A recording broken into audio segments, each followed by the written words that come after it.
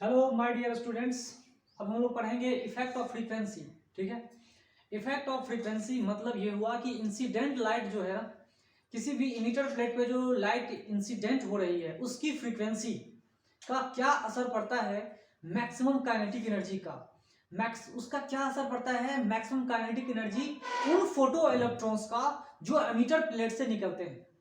ठीक है। तो ये हमारा टॉपिक है, प्यारा सा जो टॉपिक चल रहा है अभी। कौन सा टॉपिक चल रहा है? Effect of frequency of incident radiation on the maximum kinetic energy of emitted photons, emitted photoelectrons। ठीक है, ये हमारा टॉपिक है। मतलब आप समझ गए होंगे जो इस टॉपिक में हम पढ़ रहे हैं वो क्या पढ़ रहे हैं कि एमिटेड फोटो इलेक्ट्रॉन्स की जो मैक्सिमम एनर्जी है, मैक्सिमम काइनेटिक एनर्जी है, उसके ऊपर फ्रीक्वेंसी का क्या असर पड़ता है, यही इस टॉपिक में कहा जा रहा है। ठीक है, तो चलिए पढ़ते हैं, उस चीज को पढ़ेंगे। क्या है टॉपिक हमारा? Effect of frequency on the maximum kinetic energy of emitted photo electrons, ejected photo electrons from the emitter plate. ठीक है, चलिए स्टार्ट करते हैं इस टॉपिक को। Maximum kinetic energy. ठीक है, तो मैक्सिमम काइनेटिक एनर्जी का मतलब क्या होता है? जो सबसे ज्यादा एनर्जेटिक फोटो इलेक्ट्रॉन होंगे उसकी बात मैं कर रहा हूं। मैक्सिमम काइनेटिक एनर्जी का मतलब ऐसा फोटो इलेक्ट्रॉन, ऐसा एमिटेड फोटो इलेक्ट्रॉन जिसकी काइनेटिक एनर्जी उन सारे फोटो इलेक्ट्रॉन्स में से सबसे ज्यादा होगी, उसे हम केमैक्स के नाम से जानते हैं। केमैक्स का फॉर्मूला आगे चल के भी हम बताएंगे आपको, आइंस्टाइन के फोटो इलेक्ट्रिक इक्वेशन से भी समझेंगे। और यहां भी थोड़ा समझ लेते हैं। K max is equal to S C by lambda. ये इंसिडेंट एनर्जी है। एक फोटोन की कितनी एनर्जी है? एक फोटोन की कितनी एनर्जी? इतनी एनर्जी एक फोटोन की।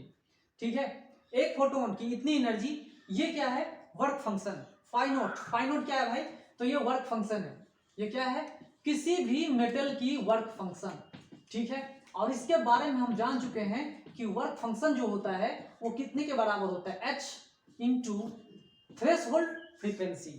थ्रेशोल्ड फ्रीक्वेंसी, या नहीं तो इसको हम ये भी कह सकते हैं H C by lambda naught. यहां लेमडा नोट क्या है? Threshold wavelength. Threshold wavelength. और एफ नोट क्या है? Threshold frequency.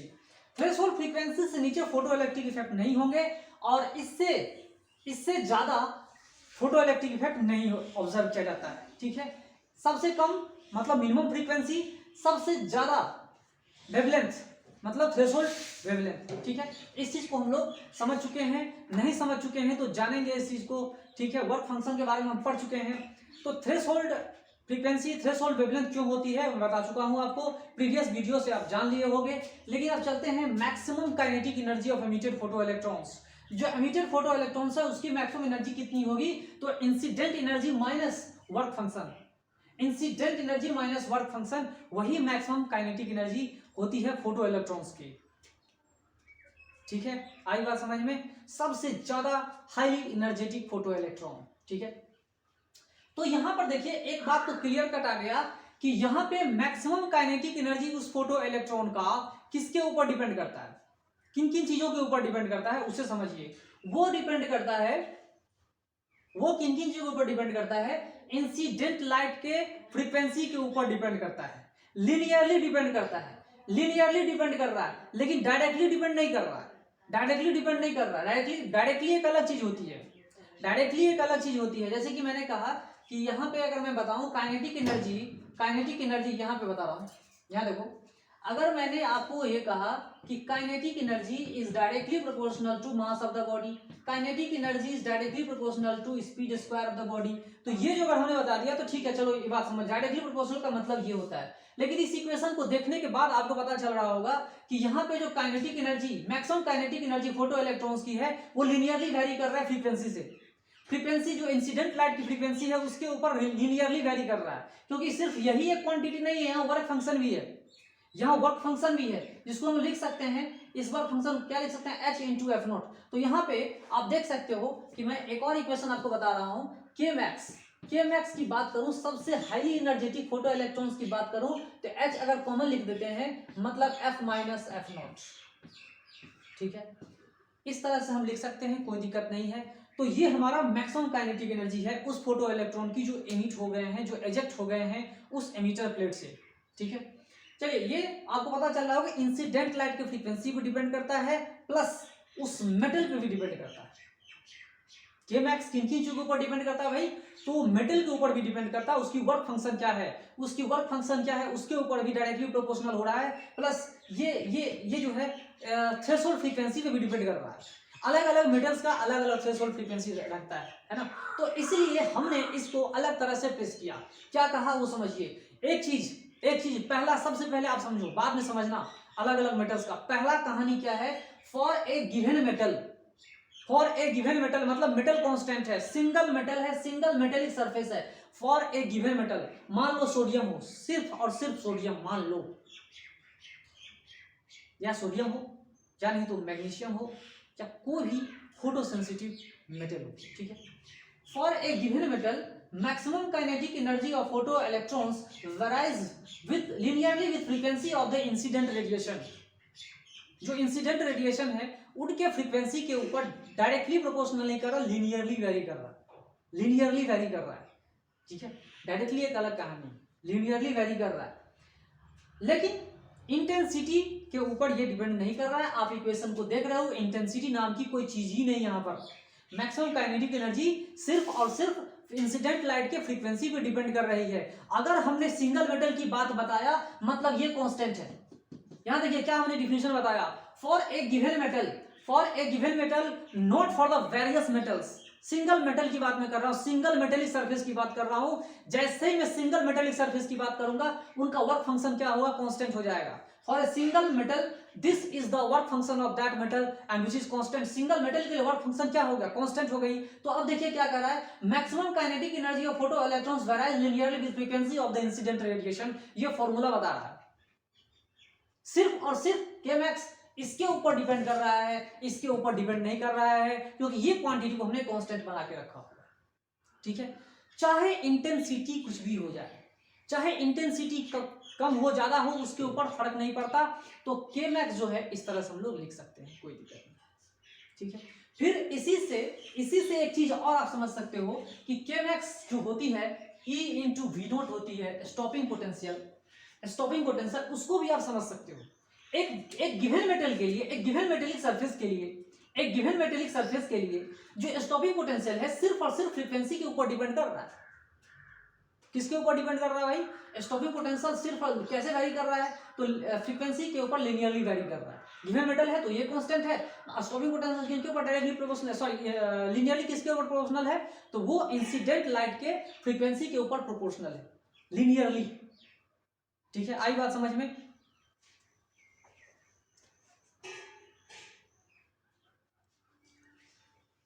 मुझे लग रहा है इतनी बात आपके समझ में आ गई होगी। लीनियरली का मतलब क्या होता है, स्ट्रेट लाइन लीनियर इक्वेशन है। डायरेक्टली का मतलब क्या होता है वही मैंने आपको बता दिया, ठीक है। चलिए इतनी बात समझ में आ गई होगी। अब एक चीज मैं आपको और बताना चाह रहा हूं।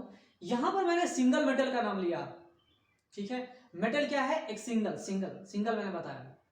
बहुत सारे मेटल्स की कहानी नहीं बता रहा हूं, लेकिन बहुत सारे मेटल्स अगर आ गए तो,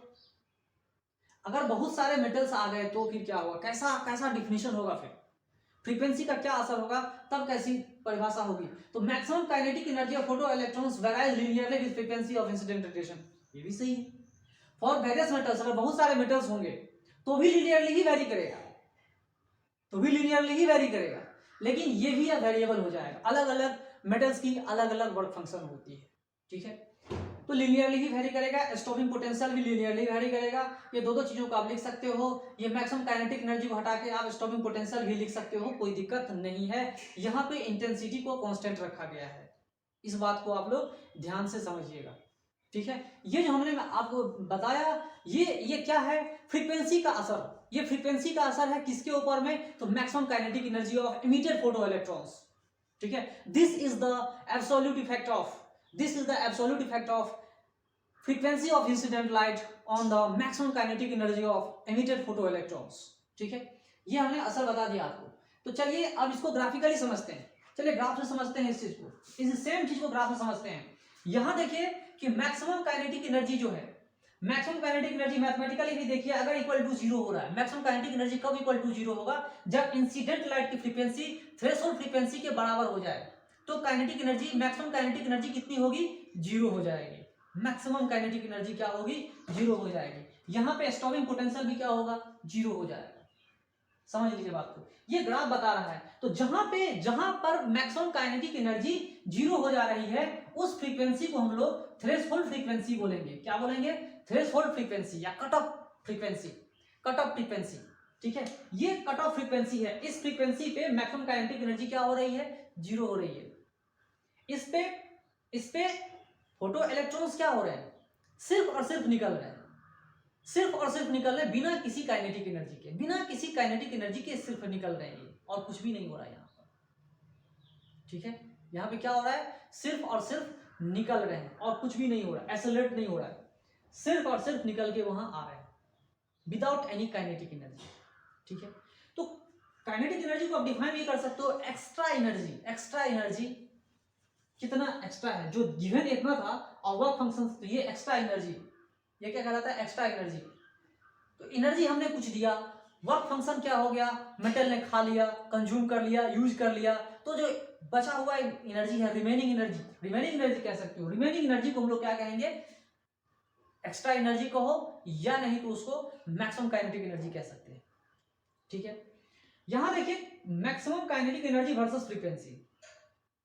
फ्रीक्वेंसी अगर बढ़ाओगे, फ्रीक्वेंसी अगर बढ़ाओगे तो काइनेटिक एनर्जी मैक्स भी बढ़ेगी। यहाँ ग्राफ से देख सकते हो, यहाँ मैथमेटिकली मैंने आपको बताया है। फ्रीक्वेंसी बढ़ाने का मतलब यह है कि आप इंसिडेंट लाइट के फ्रीक्वेंसी एनर्जी को बढ़ा दो, जो इंसिडेंट लाइट है उसकी एनर्जी को बढ़ाओगे, और एनर्जी को बढ़ाओगे मतलब काइनेटिक एनर्जी, मैक्सिमम जो काइनेटिक एनर्जी उसको भी आप बढ़ा रहे हो। समझ में आ रहा है, उसके ऊपर भी असर पड़ रहा है।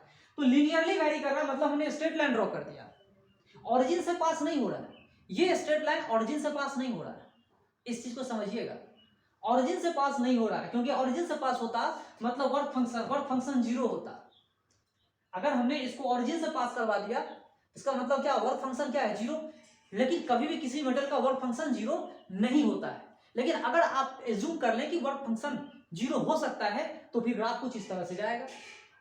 ठीक है, सबके लिए होगा, लेकिन वर्क फंक्शन जीरो नहीं है। वर्क फंक्शन अगर जीरो नहीं है तो कुछ ना कुछ फ्रीक्वेंसी है। यहां से लेकर यहां तक यह थ्रेशोल्ड फ्रीक्वेंसी है, यहां से यहां तक थ्रेशोल्ड फ्रीक्वेंसी है। जो थ्रेशोल्ड फ्रीक्वेंसी कभी भी जीरो नहीं आ रही है, वर्क फंक्शन जीरो नहीं आ रहा है अभी। अब देखो, अब जब यही जीरो नहीं आएगा तो वर्क फंक्शन जीरो कैसे आएगा, तो वर्क फंक्शन जीरो नहीं आ रहा है। ठीक है, तो यहां से स्ट्रेट लाइन ड्रॉ हो जाएगा, यहां से स्ट्रेट लाइन ड्रॉ हो जाएगा। ठीक है, तो यहां से जो स्ट्रेट लाइन ड्रॉ हो रहा है वो बता रहा है लीनियरली, लीनियर वाली बात बता रहा है। Maximum kinetic energy of emitted photo electrons varies linearly vary कर रहा है with respect to frequency. Frequency से इस तरह से वेरी कर रहा है। जैसे जैसे फ्रीक्वेंसी हम बढ़ा रहे हैं वैसे वैसे काइनेटिक एनर्जी मैक्सिमम क्या होती है, बढ़ते जा रही है। ठीक है, अब समझिए, मैं आपको एग्जांपल के तौर पे बता रहा हूं। देखिए फ्रीक्वेंसी का क्या असर पड़ता है। ठीक है, मान लो एक मेटल है, सोडियम का मान लो, या नहीं तो मैग्नीशियम का मान लो, या तो सीसियम का मान लो, या रुबिडियम का मान लो।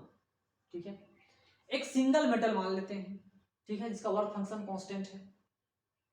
ठीक है, उसके ऊपर हम क्या करते हैं, ब्लू लाइट गिराएंगे। क्या गिराते हैं, ब्लू लाइट, या नहीं तो वायलेट लाइट गिराओ। उसके ऊपर अगर आपने वायलेट लाइट गिराया तो फिर क्या होगा, अगर आपने उसके ऊपर वायलेट लाइट गिराया मतलब वायलेट की फ्रीक्वेंसी ज्यादा होती है। ठीक है, वायलेट की फ्रीक्वेंसी ज्यादा होगी किससे, ब्लू से। ब्लू से, इसके वजह से जो वायलेट लाइट वाली जो वायलेट लाइट गिरने से जो फोटो इलेक्ट्रॉन एमिट हो रहे हैं उसकी काइनेटिक एनर्जी ज्यादा होगी किससे, ब्लू कलर वाले लाइट से। फ्रीक्वेंसी को डिपेंड कर रहा है। VIBG, उसके बाद आता है के बाद ब्लू के बाद क्या, ग्रीन आता है ना। अब ग्रीन लाइट गिराओ, ग्रीन की फ्रीक्वेंसी कम है, ग्रीन की फ्रीक्वेंसी क्या है, कम है ब्लू से, जिसकी वजह से काइनेटिक एनर्जी घटते हुए जा रही है।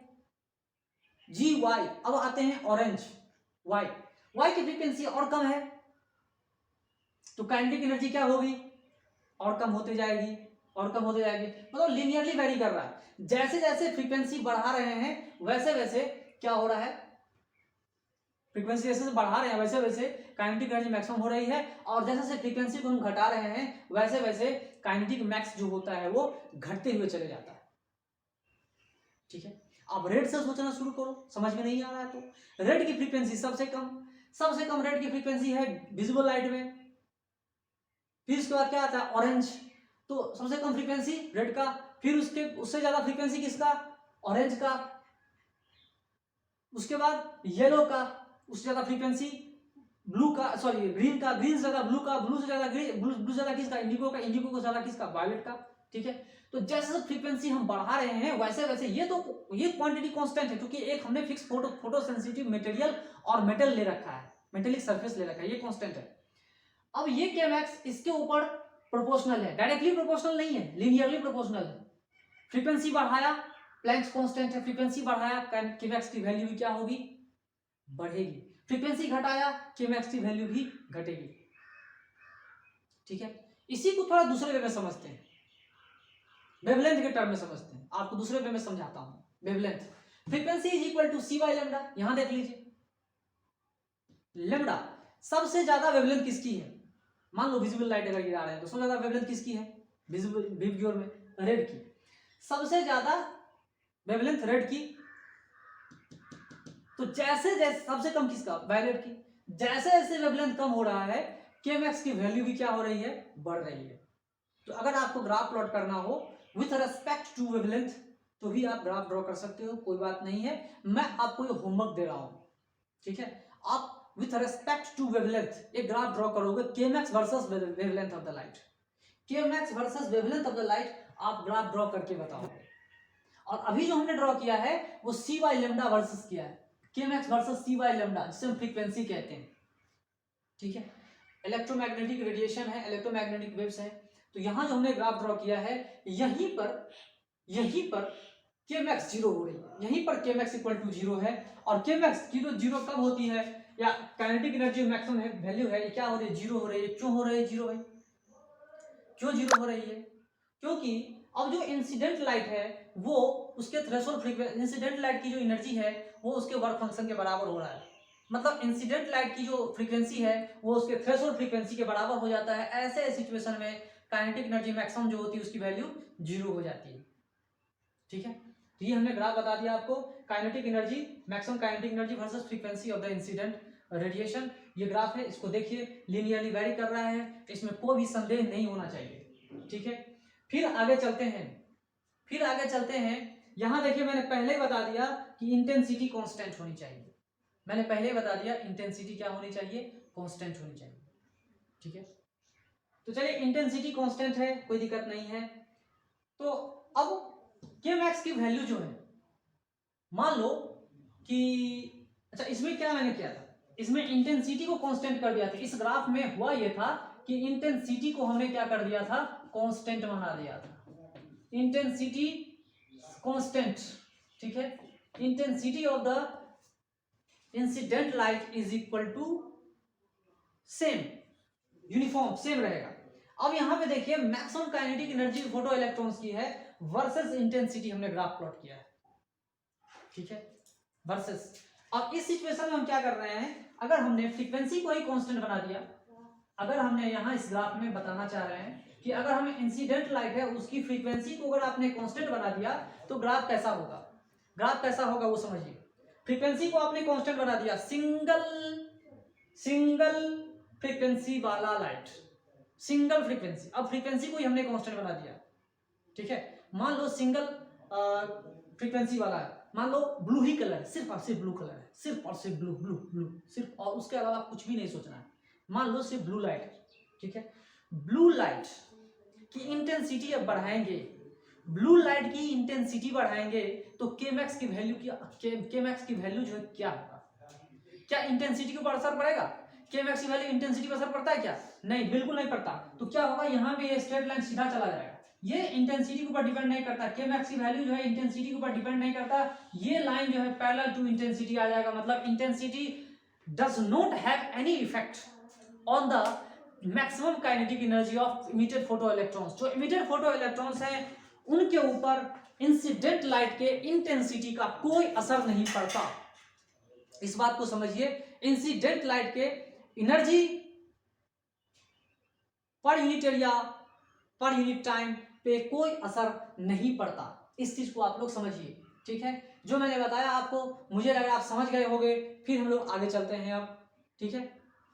अब हम पढ़ेंगे नेक्स्ट वीडियो में पढ़ेंगे effect of frequency on stopping potential, ठीक है। अब एक नया टॉपिक डालते हैं और नए टॉपिक में हम लोग पढ़ेंगे intense effect of frequency on stopping potential, okay.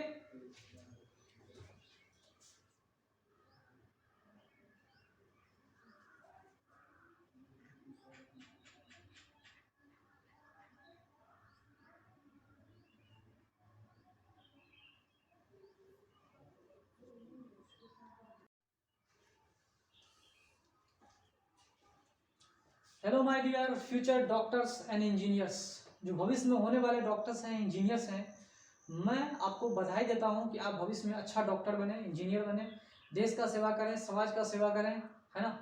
और इससे अपने आप को खुश रखें, सेटिस्फाइड रखें, ठीक है। तो चलिए स्टार्ट करते हैं इस वीडियो को। और आप लोग काफ़ी टैलेंटेड भी हैं, मैं जो पढ़ा रहा हूँ आपके समझ में अच्छे से आ रहा है। इसका मतलब ये हुआ कि आप बहुत टैलेंटेड हैं, आप बहुत कुछ कर सकते हैं, करना चाहिए और कभी भी हिम्मत नहीं हारनी चाहिए, है ना। चलिए स्टार्ट करते हैं। Effect of frequency, effect of frequency of incident radiation on the stopping potential. Stopping potential पे इंसिडेंट लाइट के फ्रीक्वेंसी का क्या असर पड़ता है वो अब हम आपको समझाएंगे, ठीक है। और हम सब मिलकर इस चीज को स्टडी करेंगे कि क्या असर पड़ता है। What is the effect of frequency of the incident light on the stopping potential.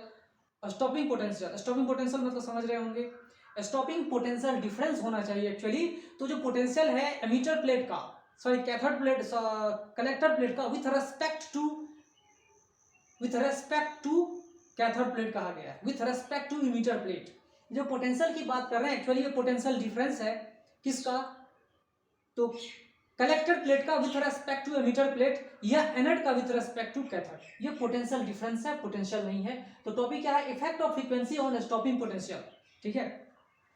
तो पहला कंडीशन ये है कि हम एज्यूम कर लेते हैं कि जो इंसिडेंट लाइट है, इंसिडेंट लाइट रेडिएशन है, उसकी इंटेंसिटी क्या है, कांस्टेंट है।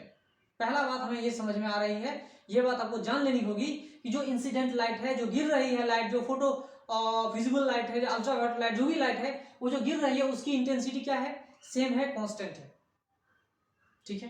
फ्रीक्वेंसी अलग अलग होंगे, फ्रीक्वेंसी अलग अलग होंगे, लेकिन इंटेंसिटी हमने क्या कर दिया है, कांस्टेंट बना के रखा होगा, ठीक है। तो ये ग्राफ आप इससे पहले भी पढ़ चुके होंगे, ये ग्राफ इससे पहले भी पढ़ चुके होंगे। क्या पढ़े होंगे कि स्टॉपिंग पोटेंशियल पे फ्रीक्वेंसी का क्या असर पड़ता है, ठीक है। तो फ्रीक्वेंसी का बात मैं नहीं कर रहा हूँ अभी, मैं फोटो करंट है, फोटो करंट है, सैचुरेशन करंट है, मैं आपको बता चुका हूँ उसके बारे में। अगर आपके समझ में नहीं आ रहा तो प्रीवियस वीडियो को देखो, आपके समझ में आ जाएगा, ठीक है। तो यहाँ पर ज्यादा समय नहीं लूंगा मैं, फिर से वही बात करके मैं ज्यादा समय नहीं लूंगा, एक ही चीज को रिपीट करना ठीक नहीं लगता। आप प्रीवियस वीडियो को देखोगे तो समझ में आपके आ जाएगी। यहाँ देखो ये सैचुरेशन करंट है, कांस्टेंट करंट है। कब, इसका वर्णन मैंने इससे पहले वाले वीडियो में बहुत बार कर चुका हूं, ठीक है, आप उसको देख लेना। यहां देखिए ये है फोटो करंट, फोटो करंट ऊपर की ओर, ये जो ग्राफ हमने ड्रॉ किया है ये फोटो करंट का ग्राफ, इधर हमने लाइन ड्रॉ किया है। ये कलेक्टर प्लेट का पोटेंशियल है, ये क्या है, कलेक्टर प्लेट का पोटेंशियल, ठीक है। ये कलेक्टर प्लेट का पोटेंशियल है, ठीक है। अब ये कलेक्टर प्लेट का पोटेंशियल है, तो पॉजिटिव जब जीरो होगा तो देखिए क्या असर पड़ेगा, निगेटिव होगा तो क्या असर पड़ेगा। तो एक स्टॉपिंग पोटेंशियल एक पार्टिकुलर फ्रीक्वेंसी के लिए, यहां पे हम इंटेंसिटी सेम रखे हुए हैं, इंटेंसिटी सेम है, लेकिन इंटेंसिटी अलग अलग होता है एक ही मेटल के लिए।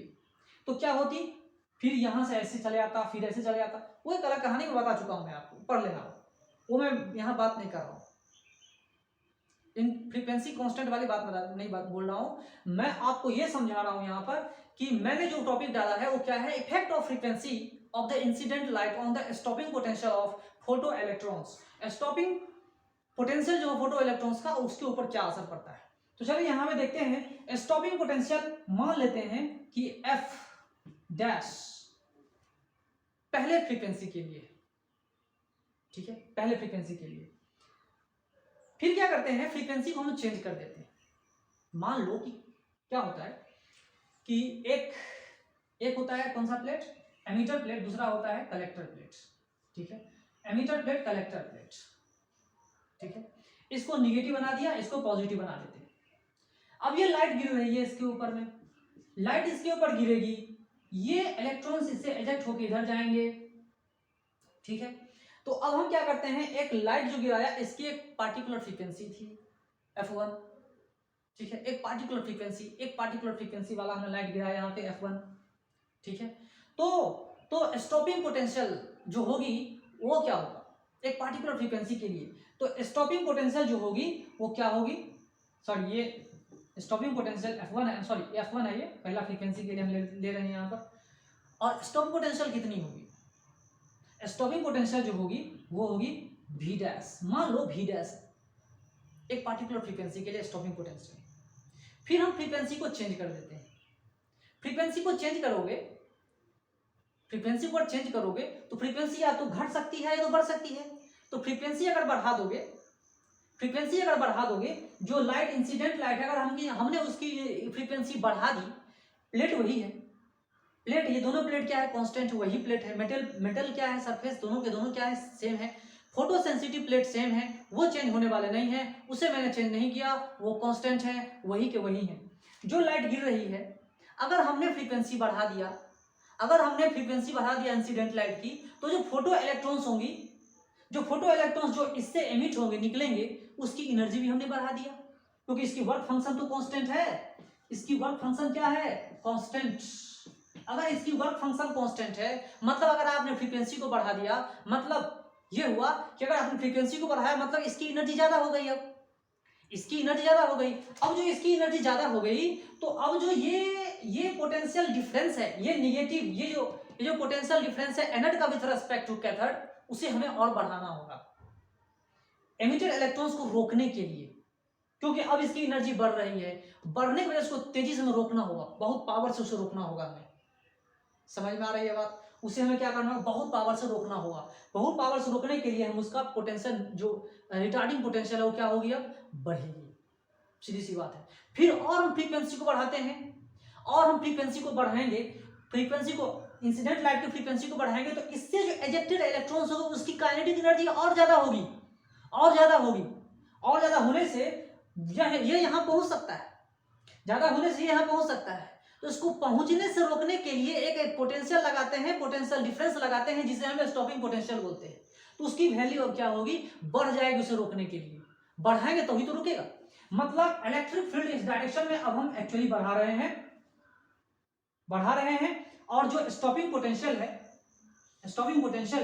वो क्या हो रहा है, उसे हम क्या कर रहे हैं, बढ़ा रहे हैं, वेरिएबल पोटेंशियल, ये वेरिएबल पोटेंशियल है। स्टॉपिंग पोटेंशियल को हम एक्चुअली क्या कर रहे हैं, बढ़ा रहे हैं। Now we are going to increase the stopping potential, retarding potential, negative potential, उसको हम बढ़ा रहे हैं, ठीक है। तो फ्रीक्वेंसी जैसे जैसे बढ़ रही है, फ्रीक्वेंसी जो इंसिडेंट लाइट की है, जैसे जैसे हम बढ़ाते हैं, वैसे वैसे क्या होता है, क्या हो रहा है, स्टॉपिंग पोटेंशियल की वैल्यू भी हम बढ़ाते जाते हैं, ठीक है। नेगेटिव बढ़ाते और नेगेटिव होते जाता है, क्योंकि नेगेटिव टर्मिनल है with respect to positive terminal, with respect to this potential difference, with respect to हमने बनाया है।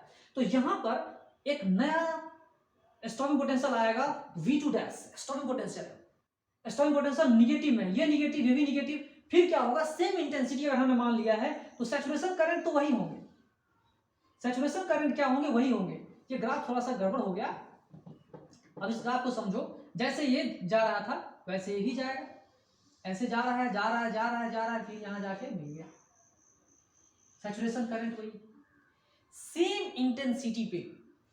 इंटेंसिटी पे सैचुरेशन करंट कांस्टेंट। यहाँ पे इंटेंसिटी हमने कांस्टेंट बना रखा है, यहाँ पे इंटेंसिटी को हमने क्या कर दिया, सेम बना दिया, कहने की जरूरत नहीं। फिर देखिए, अगर मैं फिर अगेन मैं अगर स्टॉपिंग, अब मैं क्या करता हूं, फिर इंसिडेंट लाइट की फ्रीक्वेंसी को बढ़ा दिया। अब क्या करते हैं, इंसिडेंट लाइट है उसकी फ्रीक्वेंसी को बढ़ा देते हैं, फ्रीक्वेंसी को बढ़ाने से अब इसकी एनर्जी, एमिटेड फोटो इलेक्ट्रॉन्स की एनर्जी अब बढ़ेगी। अब फॉर्मूला आपको पता होना चाहिए, फॉर्मूला क्या है, Kmax।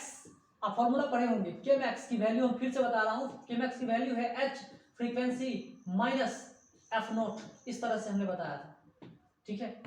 ये के मैक्स की वैल्यू है ई इंटू वी नोट, ये एक्सेलरेटिंग वोल्टेज है, ये क्या है एक्सेलरेटिंग वोल्टेज, लेकिन अपोजिट सेंस में आ जाएगा तो यही रिटार्डिंग पोटेंशियल आ जाता है, अपोजिट सेंस में मतलब अपोज कर रहा है, रिटार्डिंग पोटेंशियल हो जा रहा है। तो ये रिटार्डिंग पोटेंशियल वी नोट जो है वो क्या लिख सकते हैं, H by E F minus F note. F note तो कांस्टेंट है क्योंकि मैंने मेटल प्लेट को सेम रखा हुआ है, फोटो सेंसिटिव मेटल को हमने बदला ही नहीं, चेंज ही नहीं किया, तो एफ नोट तो कांस्टेंट है। यहाँ पे क्या बदल रहा है, एफ बदल रहा है। तो अगर आपने फ्रीक्वेंसी को बढ़ा रहे हैं, ओवरऑल क्या कर रहे हैं, रिटार्डिंग पोटेंशियल को आप बढ़ा रहे हैं, रिटार्डिंग पोटेंशियल को बढ़ा रहे हो, मतलब बैटरी की पोटेंशियल अब बढ़ानी पड़ेगी, ठीक है, क्या होगी, बढ़ानी पड़ेगी। रिटार्डिंग पोटेंशियल मतलब निगेटिव, ये निगेटिव टर्मिनल है, ये पॉजिटिव टर्मिनल है, तो निगेटिव होगा तो फिर निगेटिव ही डालना होगा ना। इसका potential with respect to this, इसके रेस्पेक्ट निगेटिव तो आएगा, ठीक है। और निगेटिव आ, और आपने फ्रीक्वेंसी बढ़ाया तो क्या होगा, अब ग्राफ इधर चला जाएगा, अब ये ग्राफ ऐसा करता हुआ इधर चला जाएगा, इधर इधर आते हुए इधर चला जाएगा, ठीक है। अब ये जो फ्रीक्वेंसी है, स्टॉपिंग पोटेंशियल जो है तीसरे निगेटिव टाइम में आ जाएगा, तीसरे बार में, चौथे बार में, लाइक दैट। जिस जिस फ्रीक्वेंसी आप बढ़ा रहे हो, स्टॉपिंग पोटेंशियल मतलब यहाँ पे F1 पहला के लिए था, F2 दूसरे के लिए, तीसरे के लिए F3, मतलब आपने क्या किया, F3 की वैल्यू F2 से बड़ा रखा, F2 का F1 से बड़ा रखा, देख लीजिए।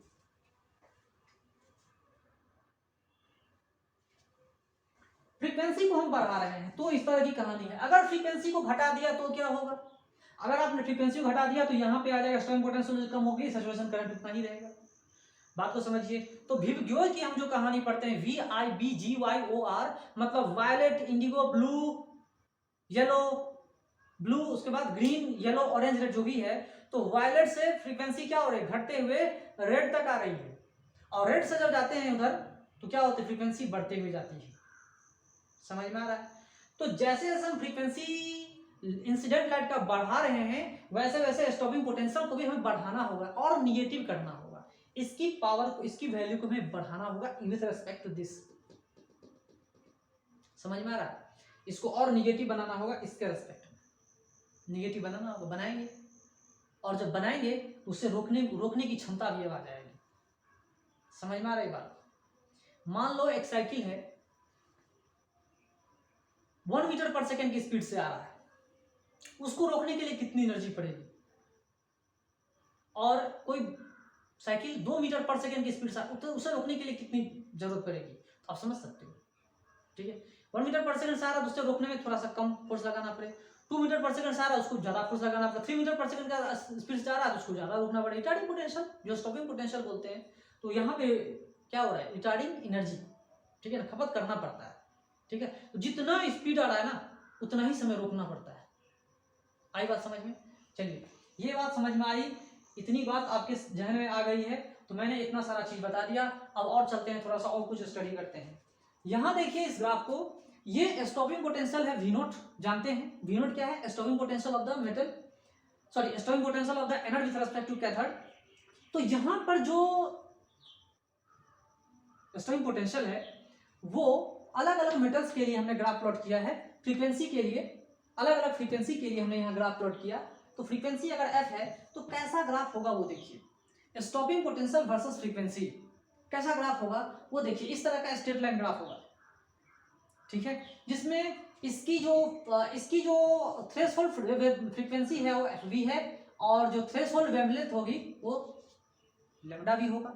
इसकी थ्रेशोल्ड फ्रीक्वेंसी कितनी है, इसकी थ्रेशोल्ड fa और लैम्डा ए हो जाएगा थ्रेशोल्ड, ठीक है। तो इस तरह से हम लोग समझते हैं, जानते हैं, कोई दिक्कत नहीं है। अब देखिए कहानी में क्या हो रहा है, मेटल ए है, मेटल बी, दोनों अलग अलग मेटल्स हैं, सबकी अलग अलग ग्राफ हमने ड्रॉ किया है। तो यहाँ जो है, इस यहाँ से यहाँ तक थ्रेशोल्ड वेवलेंथ मेटल बी का, यहाँ से यहाँ तक fa कह सकते हो, और यहाँ से यहाँ तक थ्रेशोल्ड फ्रीक्वेंसी किसका, मेटल बी का। अब इससे अंदाजा लगा सकते हो कि fa की वैल्यू बड़ा है या fp की वैल्यू बड़ा है। एफ बी की वैल्यू ज्यादा बड़ा है एफ ए से। इसका मतलब ये हुआ कि ज्यादा फोटोसेंसिटिव कौन, ए ज्यादा फोटोसेंसिटिव है। इसकी वर्क फंक्शन क्या है, कम, फ्रीक्वेंसी कम। ठीक है, तो इस तरह से हमने ग्राफ ड्रॉ किया। फ्रीक्वेंसी आपने समझ लिया। फ्रीक्वेंसी आप सिमिलरली इस ग्राफ को ऐसा भी समझ सकते हो, 1/λ वर्सेस, देखो c/λ एक्चुअली फ्रीक्वेंसी जो होता है वो c/λ होती है। फ्रीक्वेंसी क्या होता है, c/λ होती है। इसी को जनरल रूप में आप ऐसा भी ले सकते हो कि 1/λ के वर्सेस में भी ग्राफ इस तरह से स्ट्रेट लाइन ही आएगी। चाहे आप फ्रीक्वेंसी के टर्म में लो या 1/λ के फॉर्म में लो तो भी ग्राफ ऐसा ही आएगा, स्ट्रेट लाइन ग्राफ आएगा। ठीक है, और मैं समझाता हूं। देखो काइनेटिक एनर्जी मैक्सिमम, क्योंकि वी नॉट जो है के मैक्स के ऊपर डायरेक्टली प्रोपोर्शनल है। यहाँ पे ये बात भी लिख सकते हो, कोई दिक्कत नहीं। इससे पहले वाले वीडियो में मैंने इस चीज का भी जिक्र किया था, जो के मैक्स की वैल्यू है, ये के मैक्स की जो वैल्यू है वो क्या कह रही है, जो के मैक्स की वैल्यू है ये क्या कह रही है, ये कह रही है ये कि K max is inversely proportional to lambda, मैं बता चुका हूँ, and directly proportional to wavelength, linearly proportional है। तो एक मेटल के लिए हमने ड्रॉ कर दिया था, दूसरे मेटल के लिए भी हमने ड्रॉ कर दिया, तीसरे के लिए भी ड्रॉ कर सकते हो, चौथे के लिए भी ड्रॉ कर सकते हो, कोई दिक्कत नहीं, पांचवें के लिए भी ड्रॉ कर सकते हो, कोई दिक्कत नहीं। ऐसा ही ग्राफ हो, ठीक है। लेकिन फोटो इलेक्ट्रिक इफेक्ट को होने के लिए पहला मेटल की हम बात करेंगे तो इसकी जो फ्रीक्वेंसी होगी वो ग्रेटर देन एफ ए होगी, तभी तो फोटो इलेक्ट्रिक इफेक्ट होगा। लेकिन लैम्डा की बात करें तो क्या होगी, लैम्डा इससे कम होगी, तो ही तो क्या होगा, फोटो इलेक्ट्रिक इफेक्ट होगी। सिमिलरली आप मेटल बी के बारे में भी कर सकते हो, जो इसकी फ्रीक्वेंसी है वो ग्रेटर देन कितनी होनी चाहिए, एफ बी से, ठीक है, और जो वेवलेंथ है वो किससे कम होनी चाहिए, मेटल बी के थ्रेशोल्ड वेवलेंथ से। आई बात समझ में? इतनी बातें आप समझ चुके होंगे, जान गए होंगे, है ना। मैं इतना मेहनत कर रहा हूँ, बोर्ड बता रहा हूँ आपको, समय दे रहा हूँ, और मैं ये सोचता हूँ कि आपके समझ में अब हर चीज आ रही है, बेसिक चीजें एटलीस्ट आपके समझ में आ रही है। ओके,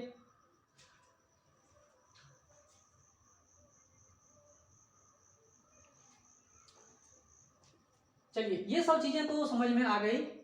आगे चलते हैं। आगे मैं आपको बताऊंगा, जो मैं वीडियो बनाऊंगा, जो भी कुछ आपको बता रहा हूं उसे ध्यान से समझिए, सुनिए, जानिए। तो मैं आपको ये बता रहा था फोटो इलेक्ट्रिक इफेक्ट से रिलेटेड मैं अपने तरफ से कोई पॉइंट नहीं छोड़ रहा हूं, ठीक है। मैं अपने तरफ से कोई पॉइंट नहीं छोड़ रहा हूं। इसके बावजूद कुछ छूट जाता है तो उसके लिए आप खुद उसको क्या करोगे, बुक में स्टडी करोगे, जानोगे तो आपकी समझ में आएगी। 100% कोई नहीं पढ़ाता, 100% किसी को नहीं पता है, 100% कोई नहीं पढ़ाता है, जितना जिसे समझ में आता है उतना ही पढ़ाता है। चलिए फोटो इलेक्ट्रिक इफेक्ट के बारे में और कुछ जानते हैं कि फोटो इलेक्ट्रिक इफेक्ट में इलेक्ट्रॉन की इमिशन होती है, इलेक्ट्रॉन की इजेक्शन होती है, ठीक है। तो इलेक्ट्रॉन की जो इमिशन होती है, इलेक्ट्रॉन की जो इजेक्शन होती है मेटेलिक सरफेस से, फ्री एटम से नहीं, एक फ्री मेटेलिक सरफेस से, ठीक है। उससे जो इलेक्ट्रॉन्स एमिट हो रहे हैं, उससे एमिट होने में कितना समय लगता है, तो टाइम लैग कितना है, कितना समय लगता है, 10 to the power -9 second, 10 to the power -9 second, इतना कम समय लगता है, मतलब 0 सेकेंड समझो, 0 सेकेंड मतलब इंसिडेंट लाइट गिराया, लाइट को इंसिडेंट करवाया किसी मेटल सरफेस पे, तुरंत निकल गया, तुरंत आ गया, अप्रोक्सीमेटली 0 सेकेंड, कुछ भी टाइम नहीं लगता। इलेक्ट्रॉन्स को इजेक्ट होने में, इलेक्ट्रॉन को एमिट होने में किसी मेटेलिक सरफेस से बिल्कुल 1 सेकेंड का भी टाइम नहीं लगता, 0 सेकेंड, अप्रोक्सीमेटली 0 सेकेंड, या उससे भी कम समय लगता है, उससे भी कम समय लगता है किसी भी इलेक्ट्रॉन को किसी भी मेटेलिक सरफेस से इजेक्ट होने में, निकलने में। फोटॉन्स गिरेंगे मेटेलिक सरफेस पे और तुरंत निकलेगा फोटो इलेक्ट्रॉन्स, तुरंत फोटॉन्स गया, फोटो इलेक्ट्रॉन्स निकले, तुरंत निकलेंगे, निकलना होगा तो, अगर निकलना होगा तो फोटो इलेक्ट्रिक इफेक्ट होगा, अगर निकलना है फोटो इलेक्ट्रॉन्स को तो फोटो इलेक्ट्रिक इफेक्ट होगा, नहीं निकलना है तो फोटो इलेक्ट्रिक इफेक्ट नहीं होगा। आई बात समझ में? अगर फोटो इलेक्ट्रिक इफेक्ट है तो तुरंत इलेक्ट्रॉन्स को निकलने होंगे, तुरंत, और वो भी निकलना होगा 10 to the power -9 सेकेंड, उससे भी कम, इतना या उससे भी कम, भाई मान लो 0 सेकेंड, 10⁻⁻9 का मतलब 1/10⁻9, 0.00009 बार कर सकते हो, उसके बाद सेकेंड, अरे 0 ही तो है, 0 सेकेंड, अप्रोक्सीमेटली 0 सेकेंड, ठीक है। कुछ भी समय नहीं लगता, मतलब ऐसा समझो, कुछ भी समय नहीं लगता फोटो इलेक्ट्रिक इफेक्ट में, इलेक्ट्रॉन्स के एमिशन में कुछ भी समय नहीं लगता, there is no time lag, कुछ भी देरी नहीं लगता। लाइट गिराया, फिर कुछ देर के बाद इलेक्ट्रॉन्स इजेक्ट होंगे, कुछ 1 घंटे के बाद होंगे, 2 घंटे के बाद होंगे, 3 घंटे के बाद होंगे, 4 घंटे के बाद होंगे, या 500 दिन के बाद होगा, 2 हफ्ते के बाद होंगे, महीने के बाद होगा, ऐसा कुछ भी कॉन्सेप्ट फोटो इलेक्ट्रिक इफेक्ट में नहीं है, ऐसा कुछ भी कॉन्सेप्ट नहीं है। ये जो घटना घटती है वो बहुत कम समय में इंस्टेंटली घटती है। This process is a instantaneous process, fast process, it is not a slow process. ये स्लो प्रोसेस नहीं है। जो फोटो इलेक्ट्रिक इफेक्ट है, इलेक्ट्रॉन की इमिशन है, ये स्लो प्रोसेस नहीं है, it is a totally fast process, very fast process. इतना फास्ट प्रोसेस है कि इलेक्ट्रॉन्स के इजेक्शन में 10⁻⁹ सेकेंड का टाइम लगता है निकलने में, बहुत कम समय लगता है, बहुत कम समय लगता है, याद रखिएगा इसको, निकलने में बहुत कम समय, नहीं के बराबर लगता है। और यही कॉन्सेप्ट आपको आगे चल के काम आएगा वेब थ्योरी को पूरी तरह से गलत करने के लिए। वेब थ्योरी पूरी तरह से गलत हो जाता है फोटो इलेक्ट्रिक इफेक्ट को एक्सप्लेन करने में। अब हम लोग वही पढ़ेंगे, आ गए अपने जगह पे, आ गए ना। अब हमें वही चीज पढ़ना ही है। Photo electric effect web theory को पूरी तरह से गलत साबित कर रहा है। वेब देखो, एक्चुअली वेब थ्योरी गलत नहीं है, इलेक्ट्रोमैग्नेटिक रेडिएशन के वेब थ्योरी गलत नहीं है, लेकिन फोटो इलेक्ट्रिक इफेक्ट ऑब्जर्व किया जाता है, लेकिन ये जो ऑब्जर्व की जाती है ये वेब थ्योरी के द्वारा आप नहीं समझ सकते। वेब थ्योरी काफी नहीं है समझने के लिए, पूरी तरह से फेल हो जाता है। लाइट का जो वेव नेचर है ये फोटो इलेक्ट्रिक इफेक्ट को समझाने के लिए पूरी तरह से फेल, पूरी तरह से फेल, ठीक है, पूरी तरह से फेल है। मैं कुछ और पॉइंट बताऊंगा कि क्यों ये classical web theory photo electric effect को एक्सप्लेन करने में नाकामयाब हो गया, फेल्यूर साबित हो गया, ये मैं आपको डिटेल में बताऊंगा। लेकिन ये बात अलग है कि फोटो इलेक्ट्रिक इफेक्ट ये एक चीज बताता है, photo electric effect electromagnetic radiation के ड्यूअल नेचर को बताता है। वेव नेचर तो आप जानते ही हैं, एक पार्टिकल नेचर भी आता है। जो फोटो इलेक्ट्रिक इफेक्ट है वो लाइट के पार्टिकल इफेक्ट को, पार्टिकल नेचर को रिप्रेजेंट कर रहा है। आई बात समझ में? जो फोटो इलेक्ट्रिक इफेक्ट है वो इलेक्ट्रोमैग्नेटिक रेडिएशन के पार्टिकल नेचर को एक्सप्लेन कर रहा है, ना कि उसके वेव नेचर को एक्सप्लेन कर रहा है। वेव नेचर कहाँ कहाँ है? डिफ्रैक्शन है, पोलराइजेशन है, रिफ्रैक्शन है, वहां हम लोग पढ़ते हैं, रिफ्लेक्शन भी होता है। तो वेव नेचर उन सब चीजों को एक्सप्लेन कर पा रहा है। लेकिन वेव नेचर जो लाइट की होती है वो फोटो इलेक्ट्रिक इफेक्ट को एक्सप्लेन करने में सक्षम नहीं है, अक्षम है, नहीं बता पा रहा, फेल हो गया, पूरी तरह से फेल हो गया। फेल हो गया तो अब पार्टिकल नेचर आता है, और पार्टिकल नेचर को आइंस्टाइन साहब ने पूरी तरह से सही साबित किया है। फिर अब आता है फोटोन कॉन्सेप्ट, ठीक है, अब आएगा फोटोन कॉन्सेप्ट। जब ये फोटोन कॉन्सेप्ट आएगा तो आपके समझ में हर चीज आ जाएगा, ठीक है। ये पार्टिकल नेचर कैसा